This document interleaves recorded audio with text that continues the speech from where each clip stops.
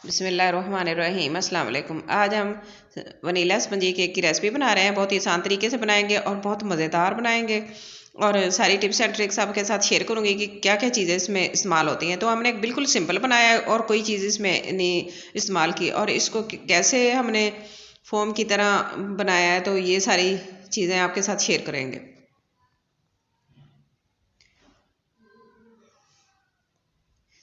तो चलते हैं, शुरू करते हैं अपनी रेसिपी को। देखते हैं सबसे पहले हमने क्या करना है। तो सबसे पहले मैंने बर्तन ले लिया है, मोल्ड नहीं लिया मैंने सादा बर्तन लिया है, और इसके ऑयल्स के साथ इसको ग्रीस कर लेंगे। सबसे पहले ये काम करना चाहिए ताकि हमारा बैटर जो है ना वो ज़्यादा देर पड़ा ना रहे और ख़राब ना हो जाए। तो इस पेपर भी मैंने ले लिया है, इसको कटिंग करके इसके अंदर लगा लिया। इसको भी ऑयल से ग्रीस कर लेंगे। ऑयल अच्छी अच्छी तरह लगाना है। अगर आपके पास अगर ऑयल नहीं लगाना है तो फिर आप इसके ऊपर मैदा भी लगा सकते हैं। तो मैंने ब्लेंडर जार ले लिया है।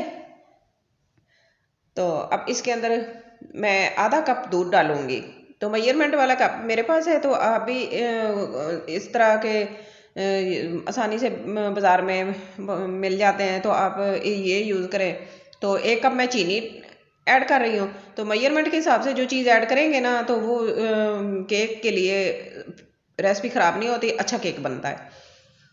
बेकिंग की चीज़ों में मेजरमेंट के हिसाब से चीज़ें डाली जाते हैं। 2 मिनट हम इसको अच्छे से ब्लेंड करेंगे, चीनी को और दूध को। आधा कप दूध मैंने डाला है, फ्रेश ठंडा दूध डाला है, और चीनी डाली है 1 कप। तो अब मैंने 3 अंडे लिए हैं और एक एक करके इसमें डालेंगे ताकि अंडा ख़राब ना हो कोई। इस तरह सारे अंडे एक एक करके डाल देंगे, तीनों अंडे डाल के फिर इसको अच्छे से ब्लेंड करेंगे।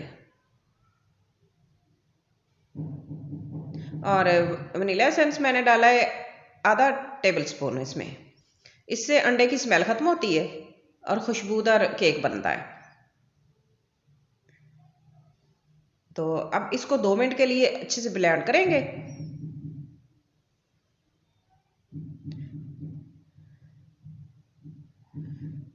और ये मैंने मेजरमेंट वाला कप लिया है। 3/4 ऑयल डालेंगे, 3/4 कप ऑयल डालेंगे। ये कैसे, यानी कि एक एक बड़ा कप जो है ना उसके 4 हिस्से कर लें आप, और उसमें से ना 3 हिस्से ऑयल के डाल दें और एक हिस्सा छोड़ दें। तो आपने कैसे करना है, अगर आपके पास कप छोटा 60 ml का है तो 60 ml का, तो आप उसके साथ ये करेंगे ना, वो 3 कप डाल दें। वो होगा 1/4 होगा ऑयल, और वो 3 कप डाल दें। तो मेरे पास ये मेजरमेंट वाला कप है ना, तो ये मैंने 3 कप डाले हैं, तो 3/4 हो गया। ठीक है ना, ये 3 कप डाल दिए मैंने ऑयल के, यानी कि पौना पौना कप हो गया। तो इसको 1 मिनट के लिए ब्लेंड कर लेंगे अच्छे से, और नीचे से कपड़ा रखेंगे ताकि बर्तन को ये अच्छे से सेट हो जाए। तो अब ये मैंने बैटर जो तैयार किया है वो इसके अंदर डाल लेंगे।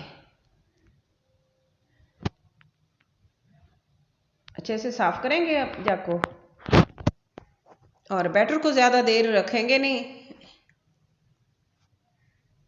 तो अब देखते हैं आगे क्या करना है इसके। तो मैंने छलनी ले ली है और 1 कप मैंने मैदा डाल लिया है। तो इसको छान लेंगे अच्छे से। तो मैं 1.5 कप मैदा डालूंगी इसमें। 1 कप मैंने अब डाल लिया, आधा कप मैं बाद में डालूंगी, और इसको अच्छे से छान लेंगे।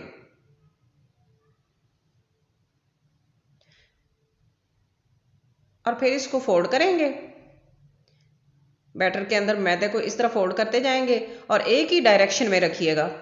अगर इसको ऐसे दोनों साइडों पे करेंगे ना, तो फिर ये केक सही बनेगा नहीं और फूलेगा नहीं।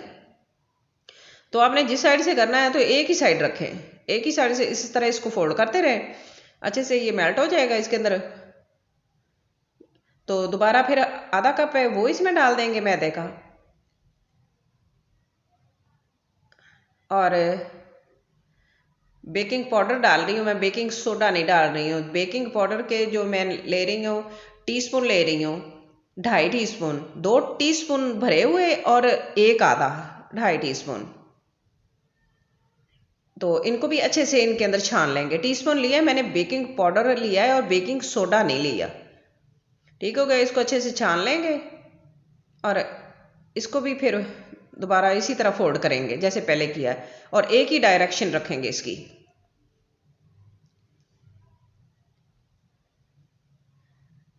इसको अच्छे से मिक्स करेंगे ताकि इसके अंदर लम्स वगैरह ना रह जाएं।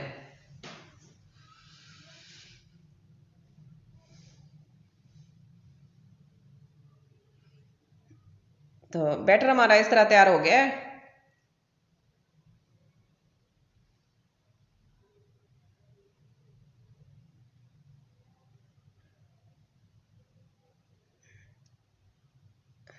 ये ज़्यादा सख्त भी नहीं होना चाहिए और ज़्यादा नरम भी नहीं होना चाहिए। तो अब इसको बेक करते हैं। तो इसके अंदर डालते हैं बर्तन जिसको ऑयल ग्रीस करके रखा है मोल्ड के अंदर। ये मोल्ड नहीं है लेकिन ये इस तरह का है बर्तन, आपके घर में कोई भी है तो इसको इस तरह इस्तेमाल कर लें। तो बैटर इस तरह का होना चाहिए जैसा आपको नज़र आ रहा है।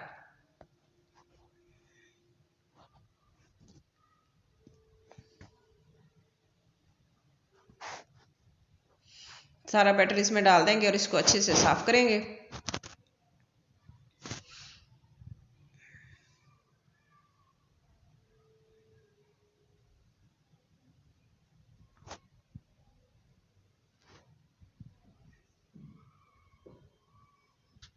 इसकी कंसिस्टेंसी से आपको अंदाज़ा हो जाएगा कि बैटर कितना अच्छा है और कितना सॉफ्ट बना है।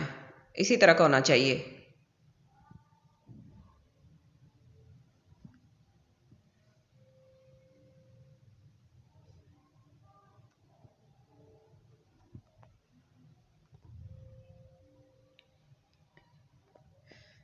तो अब हम इसको बगैर ओवन के बना रहे हैं और इसका टाइम सेट करेंगे। पहले इसको इस तरह करके ना इसके बबल वगैरह निकाल देंगे।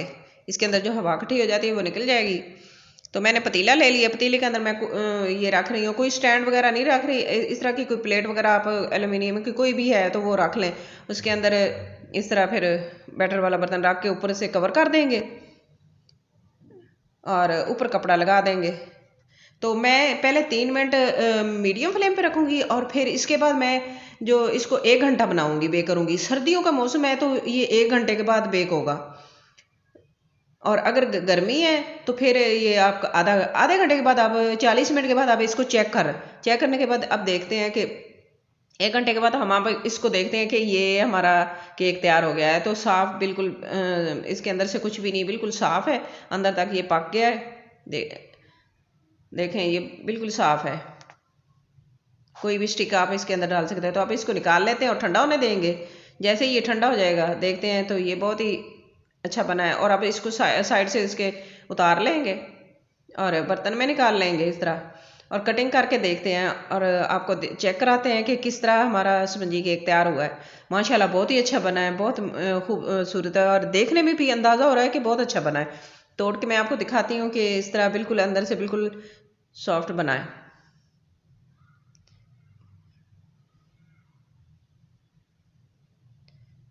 बगैर ओवन के टाइम सेट करना थोड़ा सा मुश्किल होता है, लेकिन टाइम ज़्यादा भी लग सकता है, घंटे से भी ज़्यादा लग सकता है। तो हमारी आज की रेसिपी आपको कैसी लगी? आज की मेरी रेसिपी आपको अच्छी लगी तो प्लीज़ लाइक करना, शेयर करना, सब्सक्राइब करना, अपनी दुआओं में याद रखना और अपना बहुत सारा ख्याल रखना। और मुझे कमेंट बॉक्स में ज़रूर बताना कि आज की मेरी रेसिपी आपको कैसी लगी है।